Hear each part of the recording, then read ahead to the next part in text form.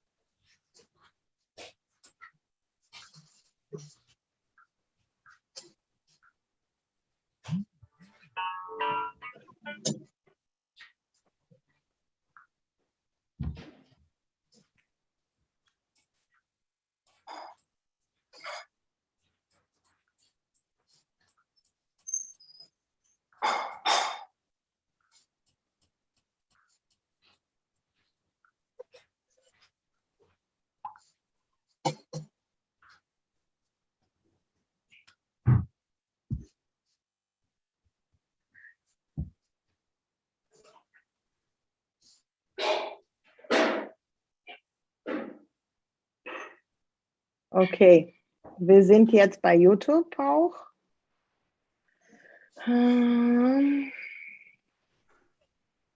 Ja.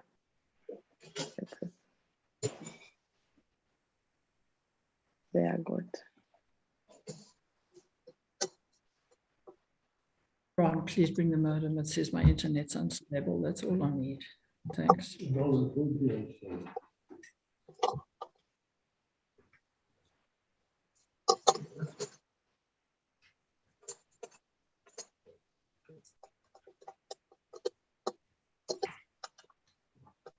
Thank you.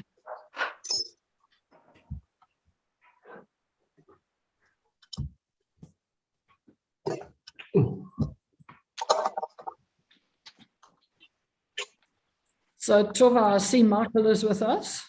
Yes, he's on the way. I just Okay. talked to him and he bring his brother by. Oh, that's very nice. Yes, yes, everything is fine.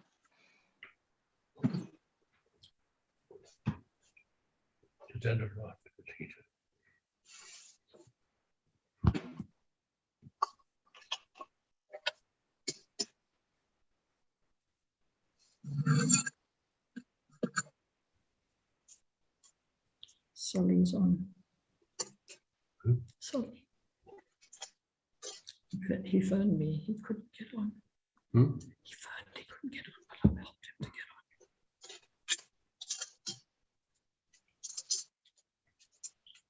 on. Ah, yes, here's his brother. Yeah.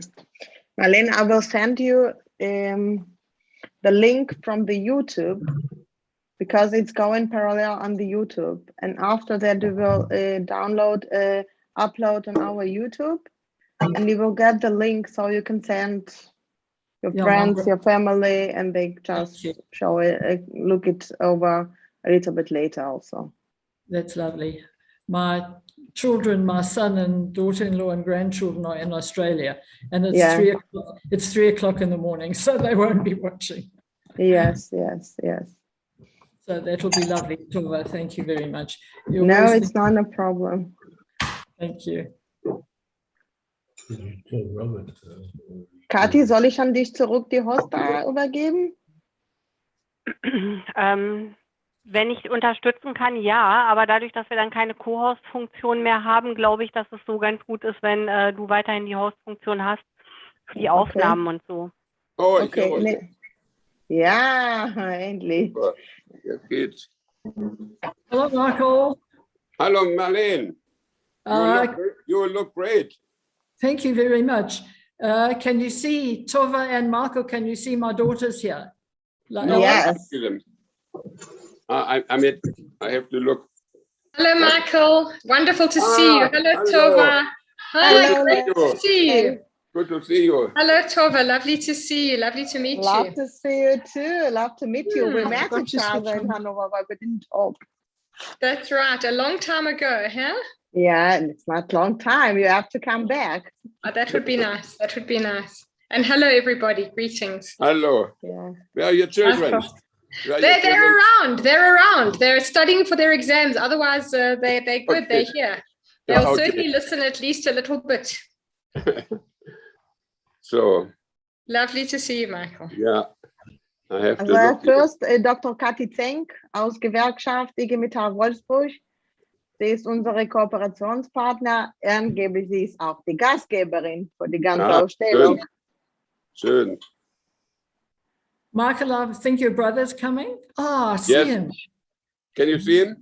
Yeah, I can't see him, but I can see that he's joined us. But he can see you. Okay, Nein.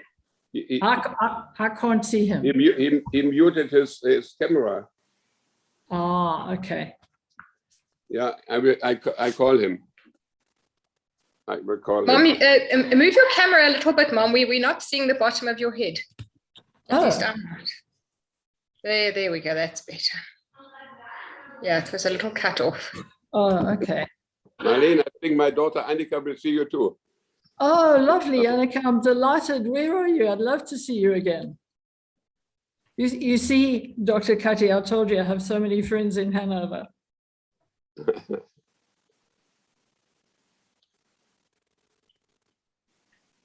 And could I say Kannst nicht gesehen werden. hello to all my friends Du hast- from Joburg. I can see you all. Du bist aber, du hast dich ausgeschaltet. Du musst deine Kamera einschalten. Ja, Annika. Hey. Ja. Schön, versuch dich sein, zu sehen. schalte mal aus. Hi, Annika. Hi, Mach lovely mal, to okay. see you. Kommt wieder rein. Okay, alles klar. Okay, tschüss. Mom, I think move the camera a little bit away from you. It's still a bit cut off.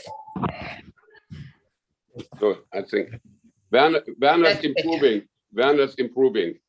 Okay, that's lovely. Can you still see the picture behind me, Lay? So, Okay. I will explain later what it is. That's right. Good. Roseanne is here from London. Lovely to have you, Ro. Hi, nice to see you all. Hello, Roseanne. Fantastic. Hi, Lay, how are you? Good. Lovely to see you. At least to see you that you're here. so today we have a really international audience. Yeah. Very international. And hi to Robin and June. Welcome. And Thank Renee and Bev and Brenda. Lovely to see you all. Lovely to be here. Thank you.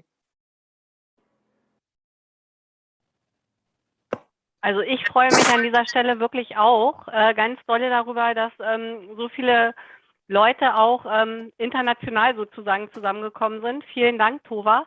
Ich warte jetzt einfach darauf, dass du mir dann halt auch ein Zeichen gibst. Ne, jetzt ist es auf jeden Fall 18:30 Uhr und ich sehe, es sind mittlerweile schon viele Leute im Netz und darüber freue ich mich ganz besonders. Ja, Ich würde sagen, wir warten wie üblich ein paar Minuten noch. ja. Genau, das ist eine gute Idee. Ja, Also Salomon ist noch nicht da, er wollte kommen. Unbedingt. Herr Weste hat angerufen, er hat irgendwelche Probleme mit Internet. Er meinte, gibt es in Hannover irgendwelche Unterbrochungen im Internetverbindung. ja, mein Bruder hatte auch gerade Probleme. Ja. Ja. And Marlene, Tova and Absolutely. Michael, David's also here. David Jacobson's also with us from Yes, Cape. wonderful. yes, Thank you. wonderful. Hi David. Hi, David. Hi. I'll send it to you. But it's good, Marlene, that we have this Zoom meeting today and not yesterday. Because yesterday, 2 hours later, my office burned. Oh my goodness me. Only one floor. Michael, was it? The second floor was burning at 8:30. Yeah. Oh, very sorry to hear that. Michael, look, Tembi's come to see you. Granny? Hi. Oh, Wrong. really? Sorry. Hi. Yeah, I don't know one grandchild from the other. They're both so pretty. Oh, Werner. Hi, Werner. Hi, lovely to see you. You see, Marlene is calling, and all the people are coming all over the world. Hi, Jenny. Jenny's here, Michael and Tova. Yeah. Hi, everyone. Jenny's also here. And Hi. Karen and Jeff, and it's lovely to see you all my friends from all over the world. Jenny, yes. Hello, Rabbi Jenny. Hallo Jax. Oh, Werner, du bist zu sehen. Ja, aber er ist leise. Sein Mikrofon ist aus. Hi, Yeah. Lael.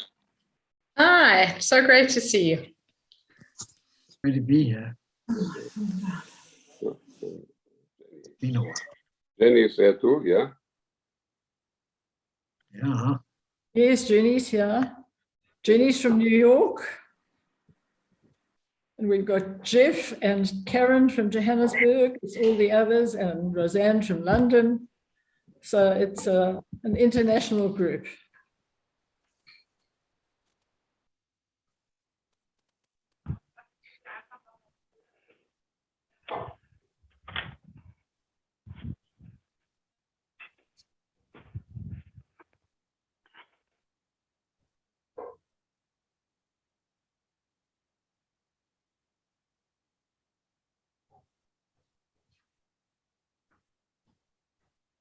Marlene, what do you say to our tennis player?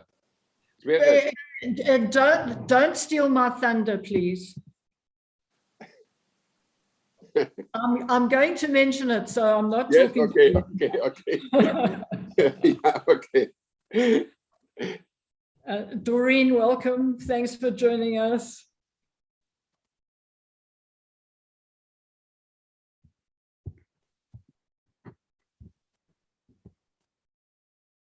Michael, are you going to do the introduction?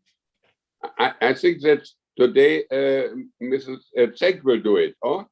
Oh, Yes. okay. Dr. Kati, thank you. Today she is hosting us. Aber Herr Fürst, wenn Sie auch die Begrüßung machen wollen, ich würde mich auch sehr darüber freuen. Ich schließe mich Ihnen an. Okay, ich würde dann einfach ein bisschen auch über den Grund erzählen, warum wir das hier halt auch, warum Tova das sozusagen auch organisiert hat und so. Ja, machen wir. Hm.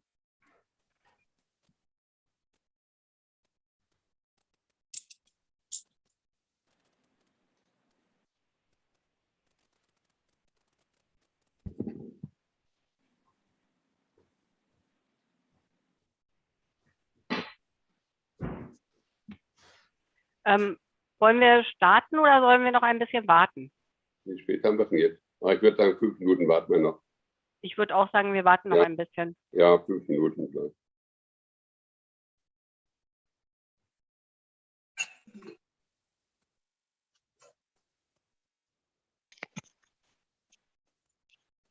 But now it gets dark in Hanover.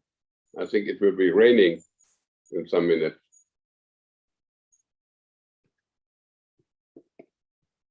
Well, when I saw Adele and Tova last week, it was very, very, very freezing here. We had a very bad cold spell. Yes. As you can see, I'm not so togged up tonight. It's reasonable. It's still cold, but it's reasonable.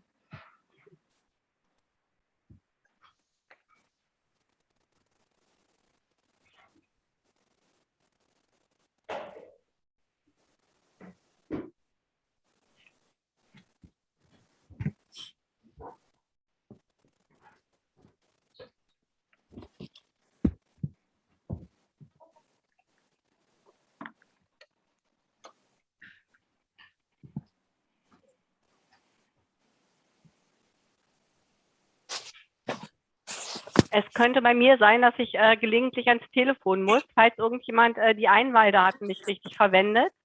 Die haben wir hier ja auch rausgegeben und ich habe eben gerade schon einen Anruf gekriegt. Ich habe aber per Schreiben darauf reagiert und ich hoffe, dass es nicht der Grund war, dass irgendwas nicht klappt oder so. Aber wenn, dann würde ich mich gleich stillschalten.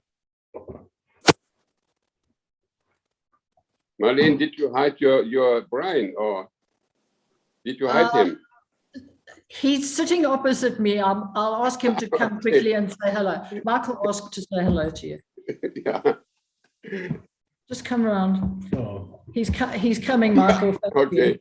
you. You know very well he's the shy one in the family. Yeah. So here he is. Been down a bit. Hi, Brian. Hi, how are you, Marco? Hi. Good to Everybody, see you. Good to see you. Good. And you too. Wonderful. And Jenny. And there's so many people here. I only know half of them. No. Hi, Jenny. Lovely to see you. Okay, Michael, you Hi, succeeded Jenny. in getting him out. Hi, Jenny.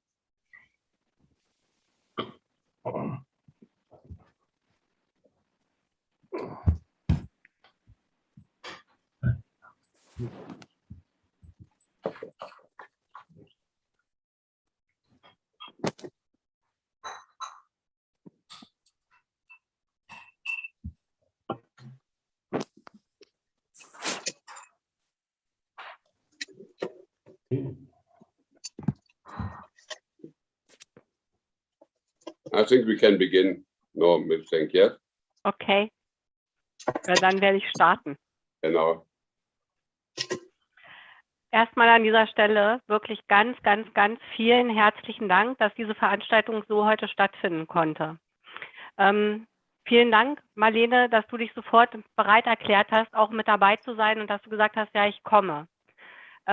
Tova hat alles organisiert und ich bedanke mich auch bei Ihnen, Herr Fürst, dass das alles in diesem Rahmen stattfinden kann und dass wir so auch in dieser Konstellation zusammenkommen können. Wir in Wolfsburg haben die Ausstellung Zwischen Erfolg und Verfolgung jüdische Sportstars ab 1933 und danach. Die Ausstellung wurde hier am Samstag eröffnet. Es ist auch eine wunderbare Ausstellung und da passt natürlich deine Biografie, Marlene, hervorragend hinein. Du bist eine Zeitzeugin und kannst uns auch über die Schwierigkeiten berichten. Und deswegen freue ich mich ganz besonders, dass wir das heute so machen können und natürlich auch einen Bezug zur Ausstellung herstellen können. Wir haben im Rahmen der Ausstellung sehr viele kleine Veranstaltungen, wie auch diese Aktion hier stattfindet. Ich muss dazu sagen, dass wir natürlich auch gerade in Wolfsburg Werksurlaub haben. Nichtsdestotrotz war es mir sehr wichtig und ich wollte unbedingt, dass diese Ausstellung hier eröffnet werden kann, weil ich dachte, dass wir ein Zeichen für unsere Demokratie setzen müssen. Ein Zeichen, das von Gleichberechtigung und auf Augenhöhe kommunizieren gesetzt wird. Und dieses hier ist eine Veranstaltung von diesen vielen kleinen Veranstaltungen, die stattfinden. Und nochmal an dieser Stelle herzlichen Dank an alle, die das auch ermöglicht haben. Und jetzt würde ich meine Begrüßungsworte an dieser Stelle schon mal enden und einfach auch das Wort abgeben. Ja, ich würde gerne übernehmen.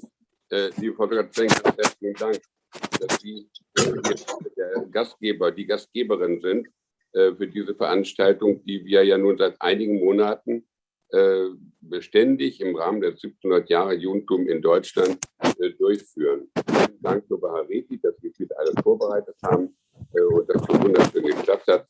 Und die Idee natürlich dafür, warum wir heute unseren Stargast wir haben, Marlene, ja von Tova Hareti. Tova, ich kenne ja Marlene, aber Tova hat nun Marlene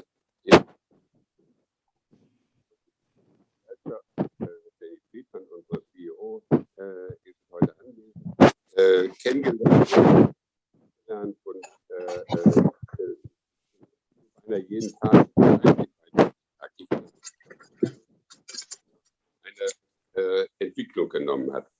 Ja, Marlene hat nun einen Riesentitel gewonnen zu einer Zeit, als es noch nicht so viele jüdische Sportler gab. Is it an online one for the Holy Days? Yeah, that's what I said. But it's a Kindle thing. You got to purchase them from this guy. So it will be sent. It's like it's an Amazon thing. Oh, okay. Thanks. I'll check to Morgana. Yeah, I use the Friday night one online. But... Wer ist das? Thanks. I don't have the rights for that book. You have to mute. Okay, also es gibt noch nicht so viele in der Zeit. Dein Ja? Ton ist schlecht, glaube ich. Also Mein es Ton ist sagt Ja, schlecht. manchmal nur ist so. es weg. Mein Ton ist schlecht. Ja, den kann ich aber nicht ändern. Yeah, yeah, I can't change it. I don't know it's why. okay. It's Okay, okay. so, ich gehe mal ein bisschen dichter ran vielleicht. Also, es gab zu der Zeit noch nicht so viele jüdische Sportler, die so bekannt waren und so tolle Ergebnisse erzielt haben in der Zeit, in der Marlene nun so großartig in Wimbledon und nicht nur in Wimbledon für Südafrika gekämpft hat und natürlich auch für das Judentum auf der ganzen Welt. Dass sie nun in Wimbledon die Silbermedaille gewonnen hat, ist ein Riesenerfolg gewesen, denn man darf nicht verkennen, so etwas gibt es ja heute gar nicht mehr. Heute im Zeitalter der Schnelligkeit, die Spieler müssen von einem Tag zum anderen weg, damit sie das nächste Turnier spielen können. Das war ja alles damals noch nicht so üblich. Früher schied man in der ersten Runde aus und dann durfte man aber dann um die Silbermedaille weiterkämpfen. Und Marlene hat ja nun, das wird sie uns ja erzählen später, nun da noch gewonnen. Also ich freue mich sehr, dass Marlene hier heute unter uns ist und uns durch die Sendung führen wird. Ich freue mich ganz besonders, dass so viele Freunde von uns hier dabei sind heute.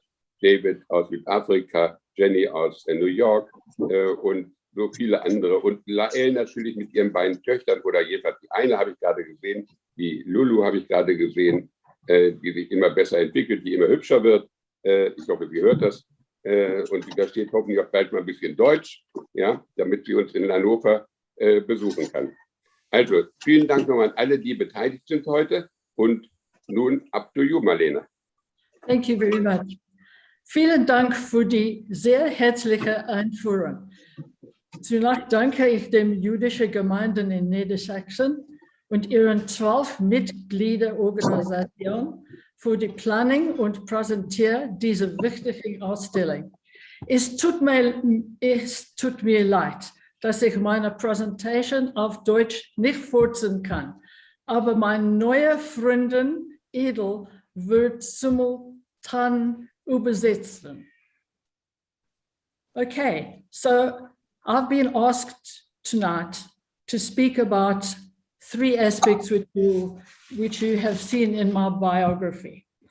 First of all, I'm under the section of the sports people, so it will be firstly my sports.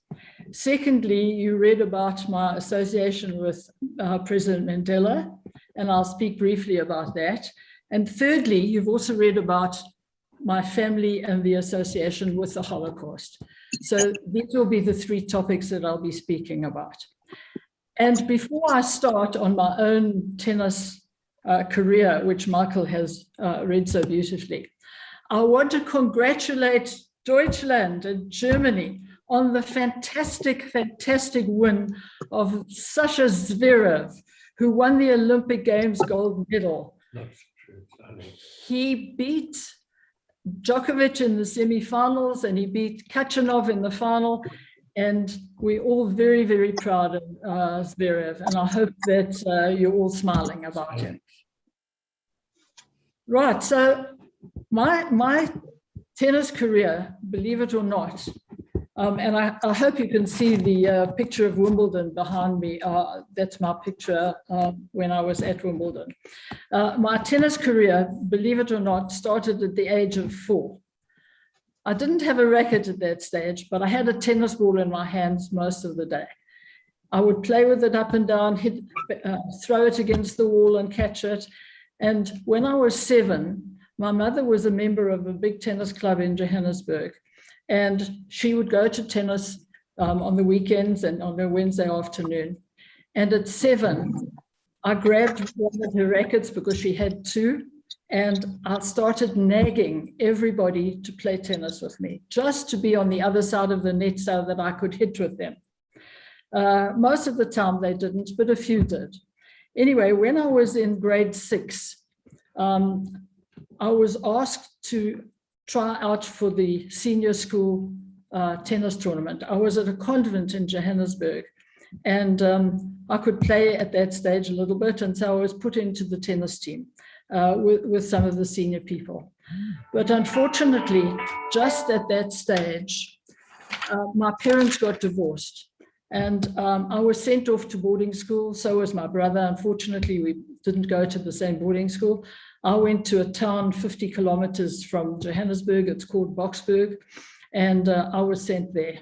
And you can imagine I wasn't very happy about that. But once again, I arrived there in the very last term of the school year, and the tennis tournament was on. So I was allowed to participate in the tournament, which I won. And that made me feel very comfortable. Suddenly, I had some friends because I was there, and many people got to know me because of my tennis. So in my later years at the convent, we were not in a tennis league because there weren't any players that were good enough for us to make a league. And so I took to hockey because my school played hockey. And I played hockey. I eventually played provincial hockey, and it was wonderful. But during my matric year, I won the tennis tournament at the club in Johannesburg that my mother played at.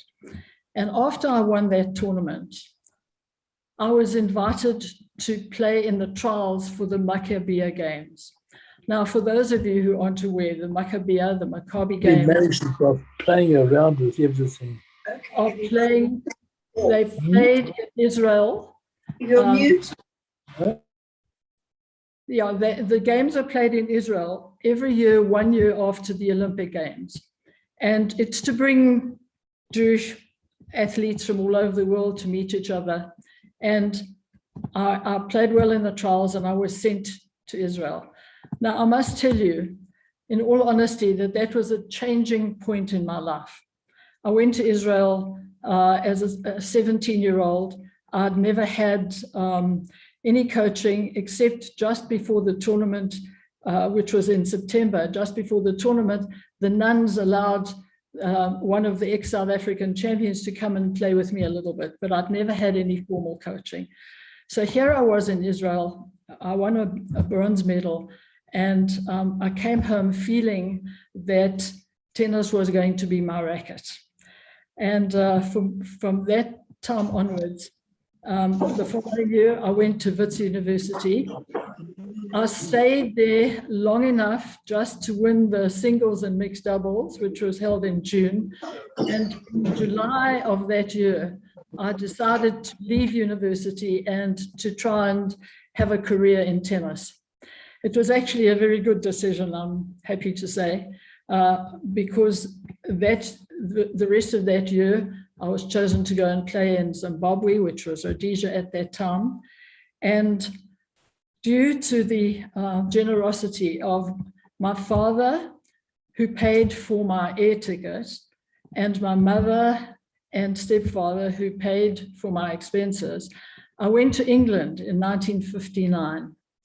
Now, I went with a friend called Joan Cross, and we played in some of the smaller tournaments in April. A very wet England in April is not so good to play tennis, but going early was a very good idea because we got some good results and I got known.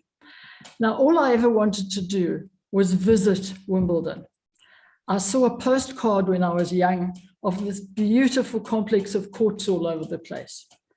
And what actually happened in 1959 is that because we went early and we got known, both Joan and I were accepted to play at Wimbledon. Now, you can imagine, 18 months before that, I was still in the convent in Boksburg, and here I was at Wimbledon. So on the way to Wimbledon, we had also played in the French championships, but as some of you will know, that championships there are on clay, and I wasn't very good on the clay. But once we got to England and I was playing on grass, it was just a different ball game because I'm an aggressive kind of player, and I like to come to the net a lot. And I played against the New Zealand champion in France 3 weeks before Wimbledon, and I lost to her. And I arrive at Wimbledon and find that I'm going to be playing her again in the first round at Wimbledon. And because it was grass and because I'm much better on grass, I beat her. So I won my first ever match at Wimbledon. And incidentally, you'll hear later, I won my last match there. So it's quite an unusual thing to have won your first match in Wimbledon and the last match at Wimbledon. I came home, had a wonderful time overseas. We were there for 4 months.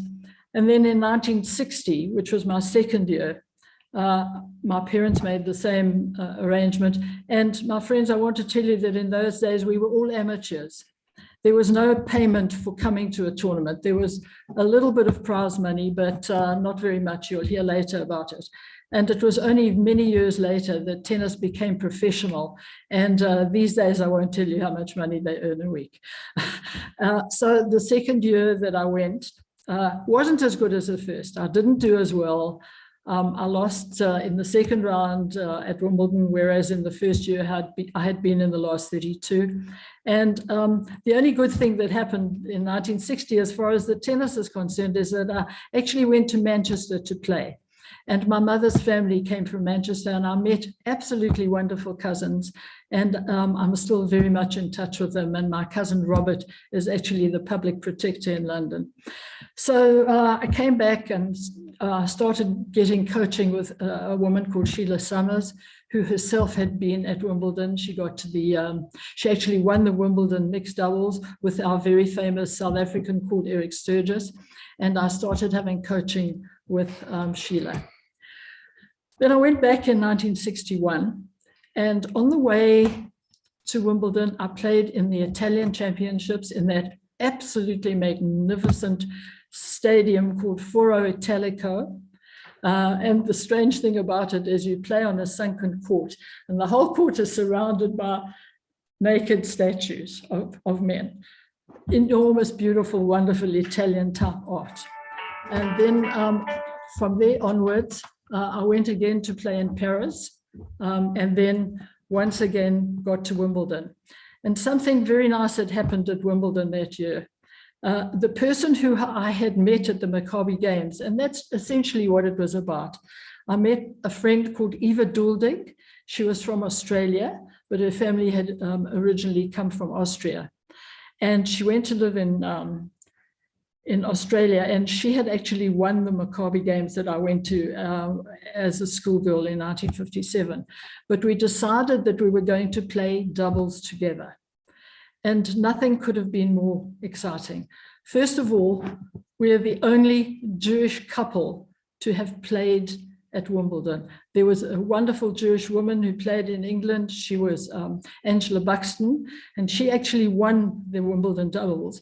But at the time, she was playing with Althea Gibson, who is the, in those days, we called them, the African Americans, we called her a negress, and she was the Wimbledon champion, and she played with Angela Buxton, and they won Wimbledon together. So when Eva and I played together, it was a first. And what happened is Eva and I got to the last 16, and we were going to play against two wonderful women, both friends of mine from Italy. And they were the #1 couple in Italy, in Europe. It was Lia Pericoli and Silvana Lazzarino. And we were playing on court 2, which is one of the show courts, and we lost the first set 6-1. And Eva and I had a chat, and we decided to change our strategy, and we won the next set 6-1. And the third set, after a very long battle, we won 6-3, which meant that we were in the quarterfinals of the Wimbledon tournament. Quarterfinals means the last 8. So the last 8 couples in the whole world playing at Wimbledon, and we were included. So you can imagine how very exciting that was for us. And when I got home to South Africa, the Jewish newspaper at the time had a competition among the readers to see who was the sports star of the year. And because we had achieved the quarterfinals, I was actually nominated. So then comes 1962. Once again, I'm off to Europe and played again on the way in Rome and in Paris. And before I go to the last year, I just want to tell you, sorry, that one thing I forgot, that after the tournaments in 1961 and after I'd been in the quarterfinals, I actually went to play in Germany at Hamburg in the national tournament, a very big tournament at the wonderful Rot-Weiß Club. and I played there 2 years. I also played in Wiesbaden and in a beautiful coastal village called Travemünde. That's near Hamburg, isn't it, Michael? So I played quite a lot in Germany as well. Anyway, because I have other things to discuss, not only tennis, we'll get to the Wimbledon 1962. So the 3 years that I had been in Wimbledon, I had been accepted straight into the draw. And I get there in 1960, having been in the quarterfinals of the doubles, to find that I wasn't accepted directly. I had to play in a qualifying tournament. And that's a very stressful tournament, as you can imagine. But I won my 3 matches there very easily. And so I got into the main draw at Wimbledon once again. And then something quite unusual happened. I'm sure you've all seen these days that when tennis players have a slight injury or something goes wrong, they have a physio coming on the court. They sometimes have a doctor bringing tablets. Well, in our day, there was no such thing. And you know what? We never even had a chair to sit down. We see everybody sitting down in between games. No, we had to stand for the whole match. But, you know, we were used to it, so it was nothing unusual. Anyway, so in the first round, thank you, Brian has just brought me some water. So in the first round, I had to play against an Australian young woman called Kay Denning. And I was leading 4-3 in the first set. And my friends, you may have seen that the balls have to be changed.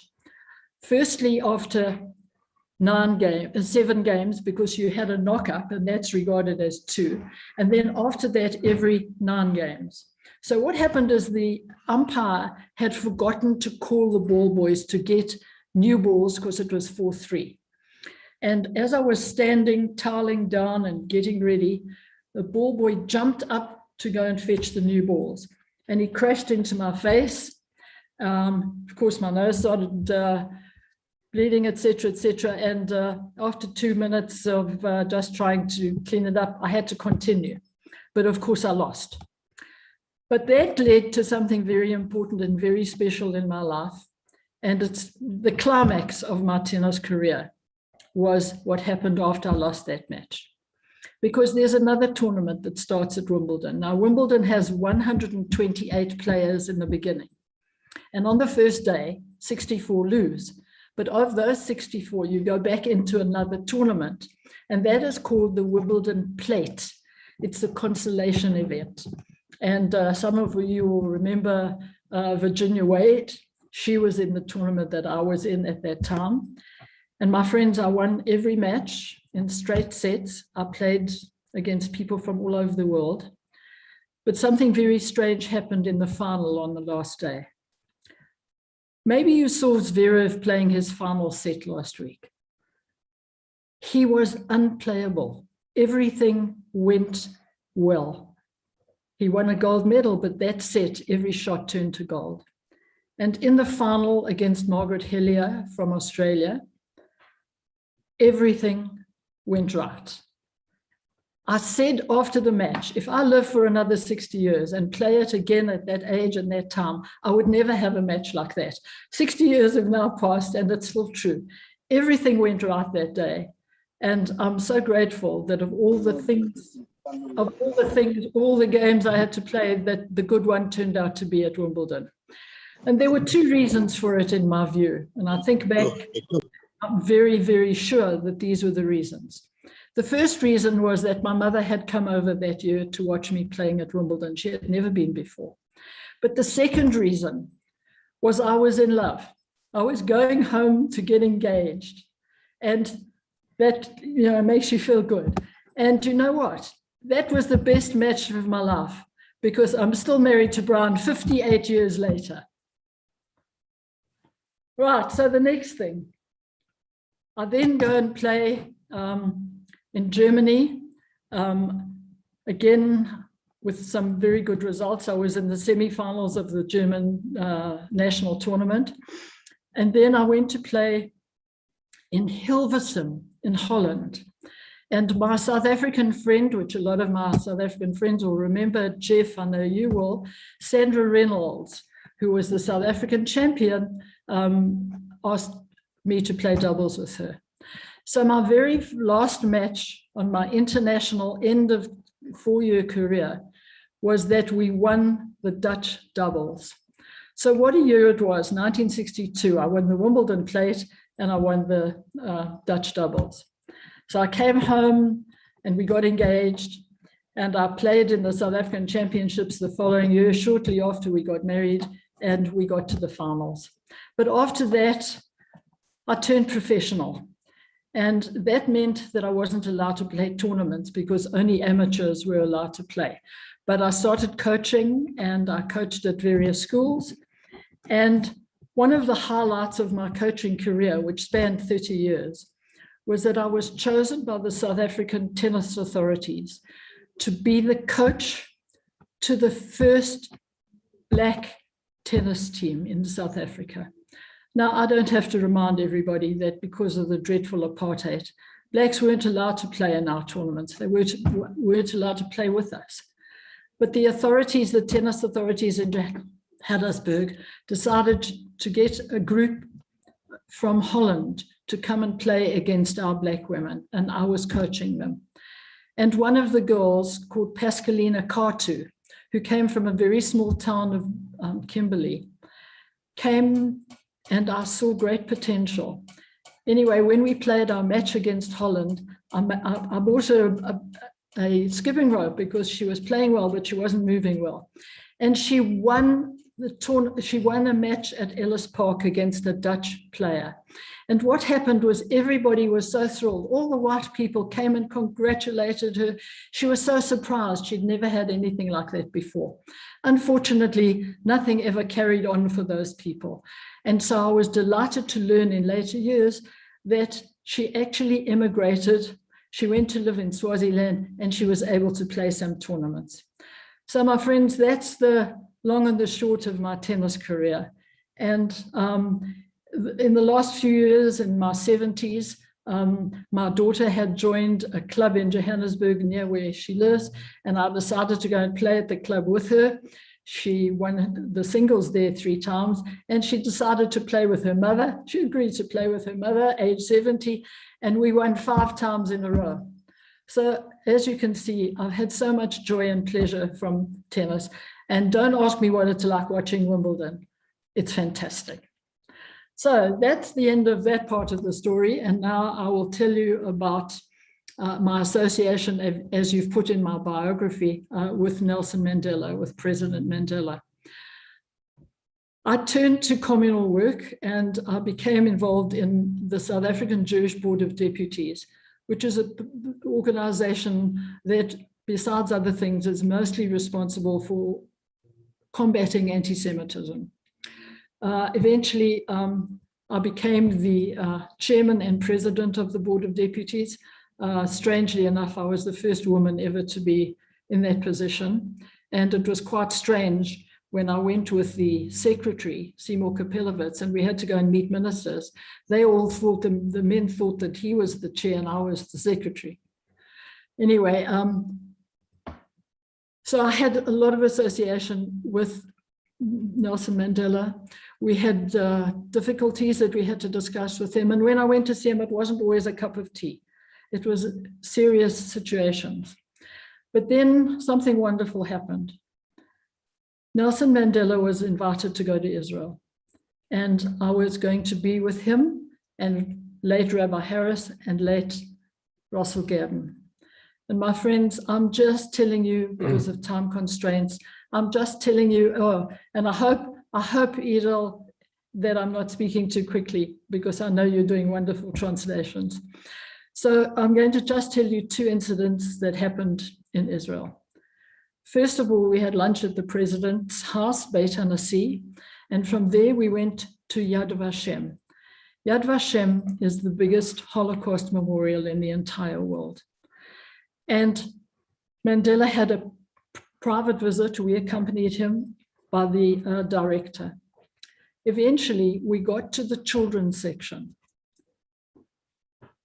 I will remind us all that 1.5 million children were murdered during the Holocaust, 1.5 million.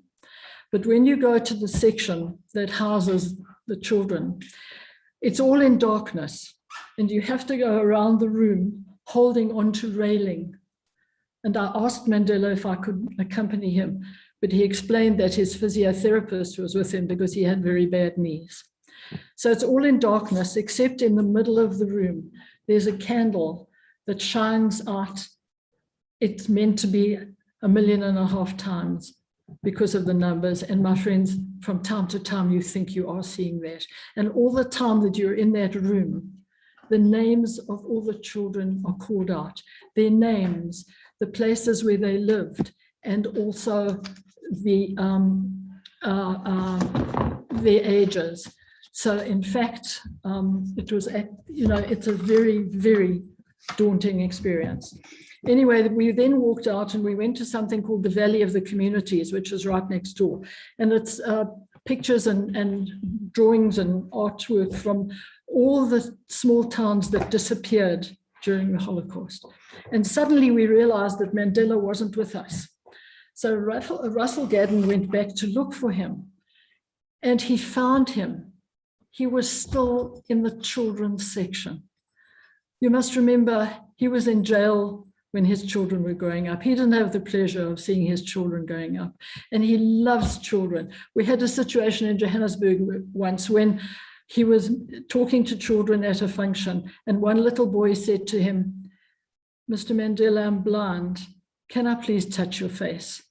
And Mandela, in his wonderful way, knelt down and allowed the child to feel his face. Typical of the man, the wonderful icon that was our president. Then the following day, we were meant to go on a tour. He was supposed to go to the wall, the Kotel, the wall, the Wailing Wall, and to the Dome of the Rock, the Al-Aqsa Mosque, and to a Christian area. And we got a message in the morning that his knees were so terrible that he couldn't walk. Now, to get to the Wailing Wall, you can drive there, and there wouldn't have been a walk. He would just have had to get out the car. But the Al-Aqsa Mosque is a big walk across from the Wailing Wall, and he couldn't possibly have done that walk. So politically, you will understand that he couldn't have gone to the Wailing Wall without going to the mosque. Politically, that would have been a nightmare. So we didn't do either. But what we did was we actually went to the Christian section, which is the Via Dolorosa. It's where Jesus walked along, and the stations of the cross where he stopped at various stations. So we went there and we parked, and it's in East Jerusalem. We parked, and the director of information, a Jew, explained to him what happened at the stations 1 and 2. Can you imagine a Jew having to explain the stations of the cross? Anyway, after we got to the second section, he said we needed, the physiotherapist called me and said, we need to go back to the car. And on the way back to the car, my friends, this happened.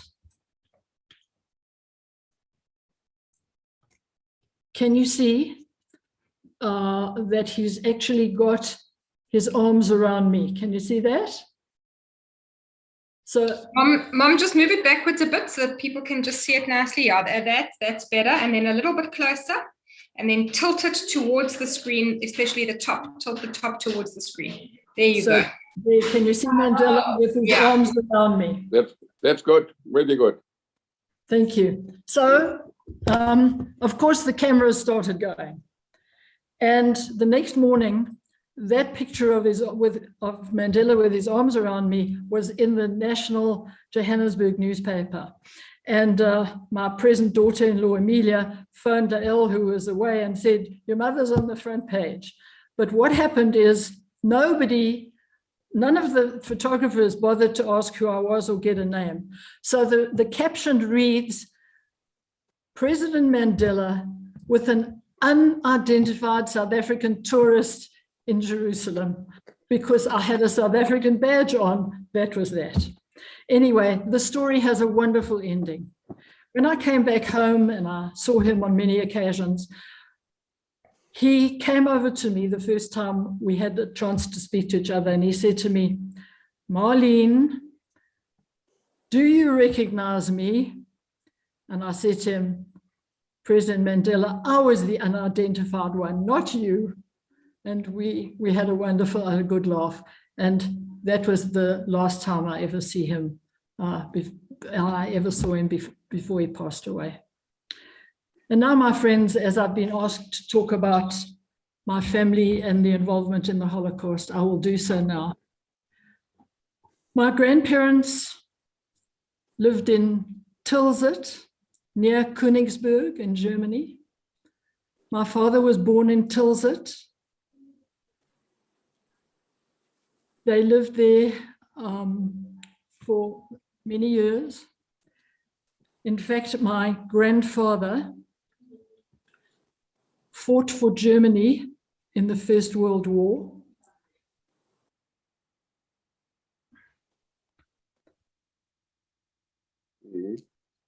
I have his medal. Can you see it? Yeah. He was in charge of a dog unit because my family lived on a farm and were well acquainted with animals. And so my grandfather was in charge of the dog unit. In 1933, you will all remember that Hitler became the chancellor. And my grandparents decided that their family, they had 8 children, had to leave Germany.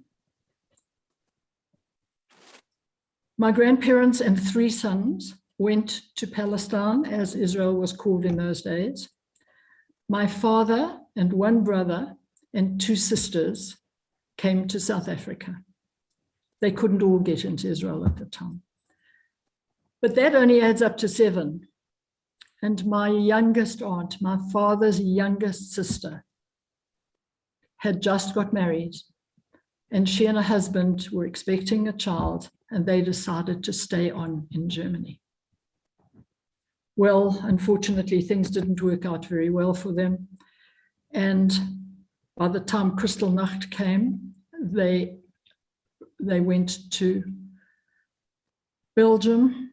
They were there for some time, and my young cousin even went to a kindergarten for a little while. But as you know, Belgium was also invaded, and they ran to France. And again, life caught up with them. My aunt's husband was captured and sent to a holding camp near Lyon in southern France.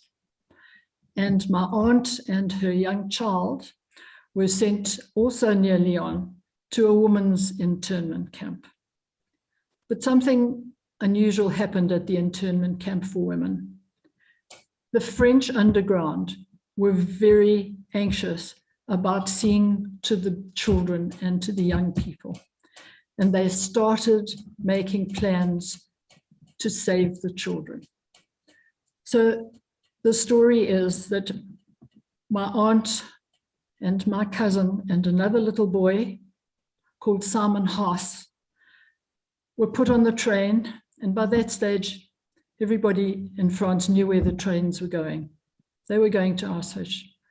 And what happened is, on the way, the train stopped at a very small farming village called Le Haut-Biot.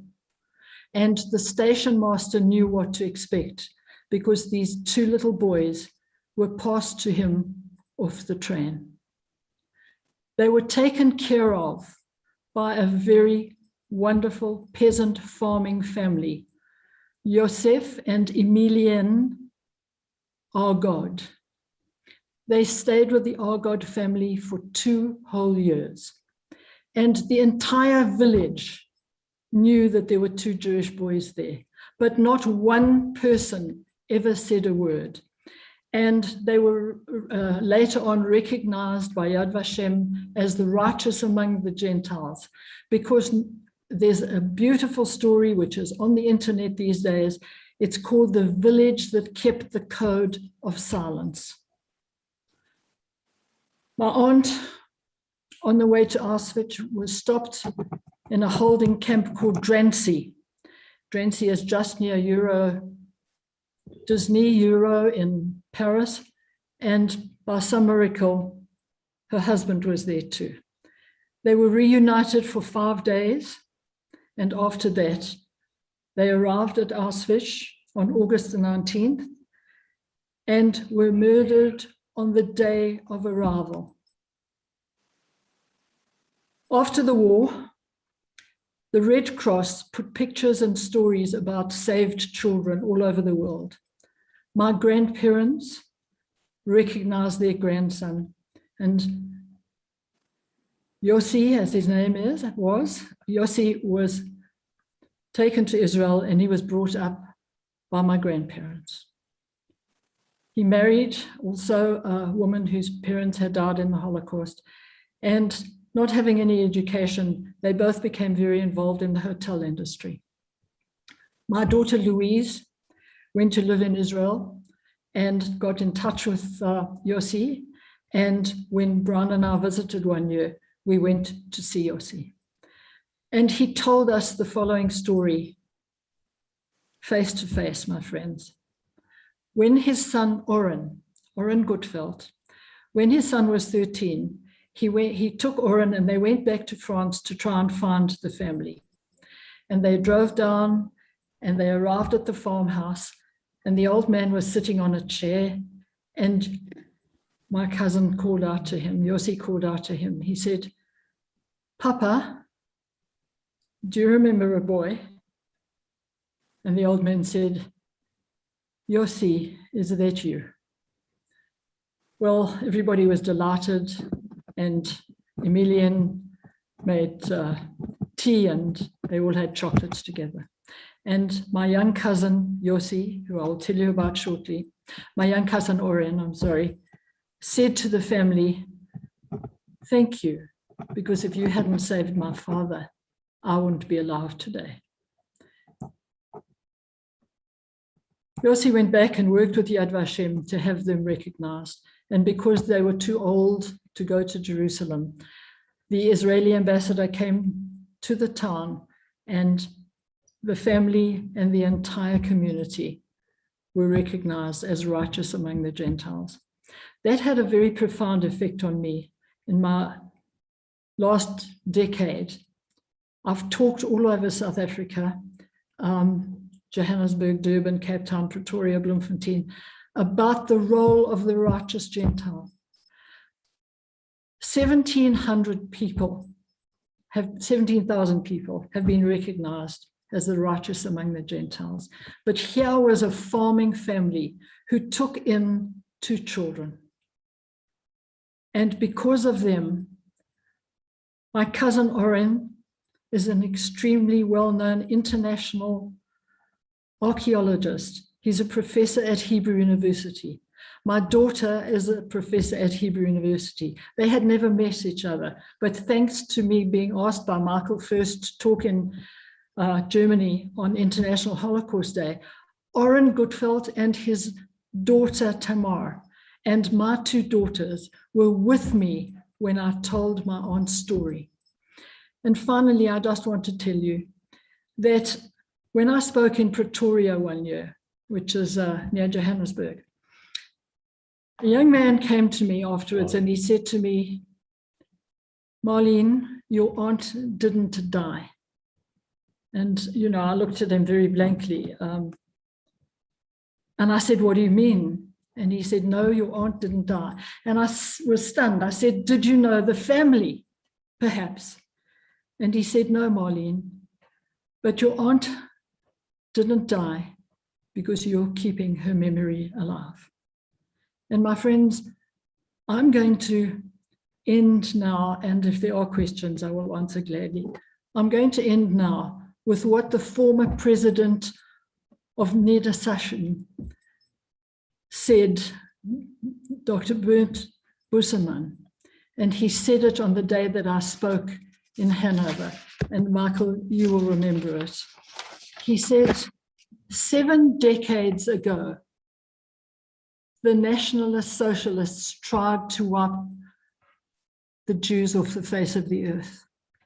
They didn't succeed then, and they never will.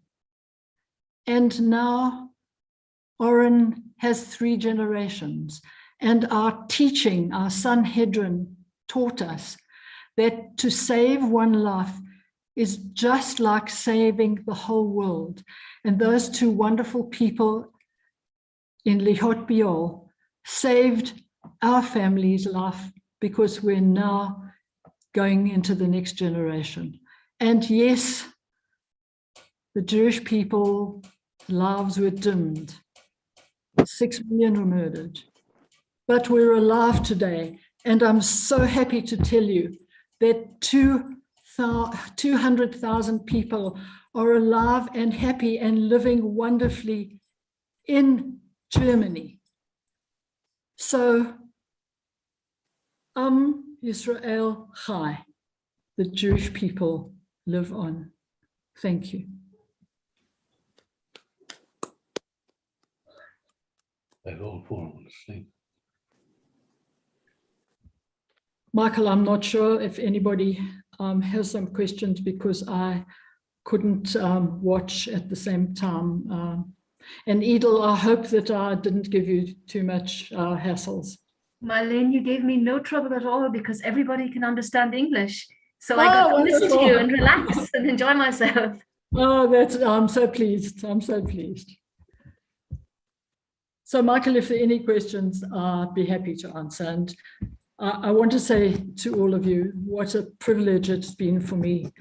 To my friends all over the world, as well as all my friends in South Africa, it's not really easy to talk about yourself, especially about my tennis career. And it gave me the most wonderful opportunity of reminiscing with you. Jenny, I just want to say to you that I got to Germany because I was the president of the Memorial Foundation for Jewish Culture. And that was a great pleasure because I was able to work with our executive director, Rabbi Jenny Friedman. And Jenny, I treasure those 4 years that I was with you. Frau Schenk-Pink, wollen Sie erstmal was sagen, oder?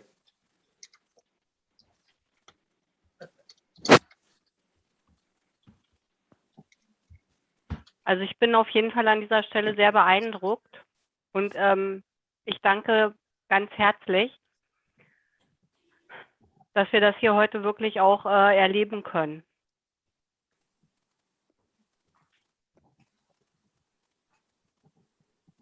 Ja, I remember, Marlene, the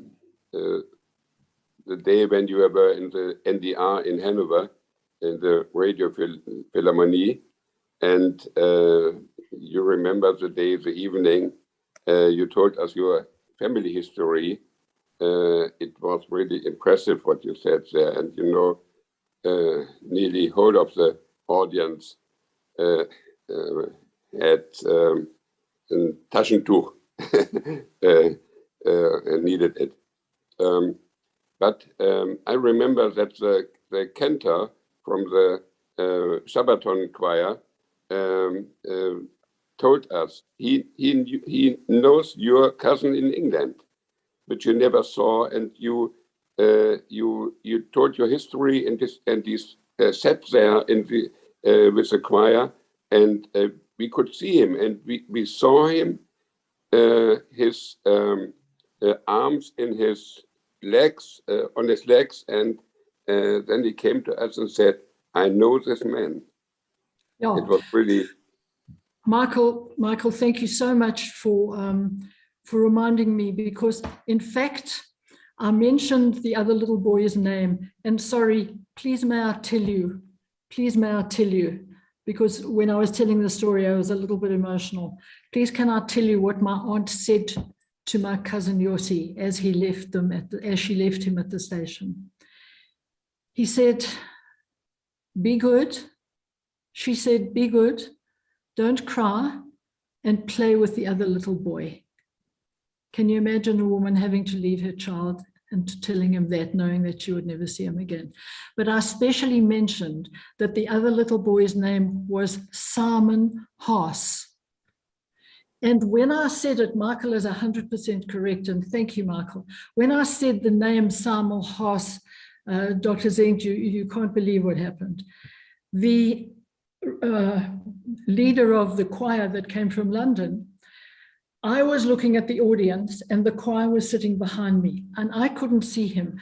But Michael, you're right, he threw his arms up in the air and put his hand to his head and he shook his arms. And he came running to me afterwards and he said to me, Simon Haas was the chazan at my synagogue in London and I have all his music. Isn't that incredible? This family saved 2 young boys who went on to live full lives. It's just a beautiful story. Really. Thank you, Michael. We thank you, Marlene, because it's such a great history you have. Not only your sport history, that's a great history, but your family history, your personal history. That's such a great history, such an impressive history. And we are such honored by you that we can hear it. It's really wonderful. And I'm really proud that I'm your friend and the friend of your family. Thank you, Michael. And please may I thank you, Dr. Zenk, because I'm very grateful to you, not only for inviting me and giving me the pleasure, but for putting this whole exhibition together. And I know you've done the most wonderful work and you do continue the wonderful work all the time. And it's really been a great pleasure to be with you. And I want to thank all my friends who joined me tonight. I love you all. Und ich darf Ihnen mal bei Frau Dr. Zenk ganz herzlich bedanken, bei der IG Metall Wolfsburg natürlich. Ich weiß, dass da eine richtig gute Kooperation zwischen der jüdischen Gemeinde in Wolfsburg, Rabbiner Hareti und Frau Hareti, der Rebbetzin dort, besteht. Und ich höre das immer sehr gerne, dann nicht in jeder jüdischen Gemeinde besteht eine solche gute Kooperation wie zwischen Ihnen und zwischen der IG Metall und in der jüdischen Gemeinde Wolfsburg. Wolfsburg ist eine, man könnte ja beinahe sagen, eine aufstrebende jüdische Gemeinde. Nun haben wir auch schon einen Friedhof für Wolfsburg. Für eine jüdische Gemeinde gehört der Friedhof dazu. Also, ich würde an dieser Stelle mal sagen, es ist wirklich Teil von Wolfsburg und deswegen möchte ich mich wirklich ganz, ganz doll ich möchte den Dank zurückgeben. Ich bin sehr beeindruckt und ich finde ganz toll, dass wir das heute zusammen hier auf die Beine gestellt haben. Und mir fehlen sozusagen die Worte, weil es mich wirklich einfach so beeindruckt. Und natürlich ist es genauso, wie Michael Fürst gerade gesagt hat, die jüdischen Gemeinden sind Teil von Wolfsburg. Wir haben in Wolfsburg einen Schulterschluss. Und das Motto des Schulterschlusses ist geschlossen, weltoffen. Und hier sind natürlich die jüdischen Gemeinden Teil der Gemeinschaft, Teil der Gesellschaft. Und dafür setzen wir uns auch weiterhin ein. Und deswegen herzlichen Dank. Dankeschön. Aber wenn jemand noch Fragen hat, die kann er gerne jetzt an Marlene oder stellen.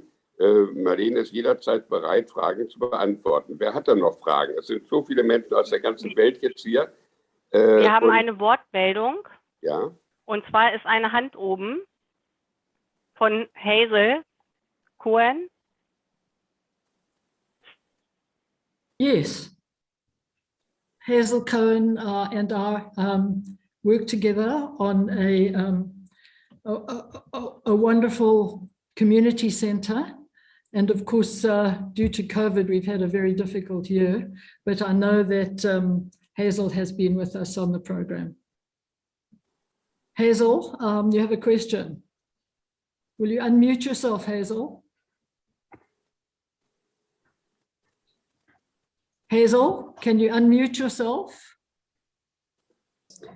Hi, Marlene. Hi, Hazel. It was wonderful, Marlene. You never let us down. And it's always so moving. It was beautiful. Thank you. Thank you, Hazel. And it's always a pleasure working with you. Thank you. Thank you, Marlene. Marlene, when we are going to the chat, you will see how many warm words. For example, Annika wrote, Werner sent his warmest regards, especially to Marlene, and of course, everyone else. He speaks do not work, and he is very sorry. He would have loved to say hello.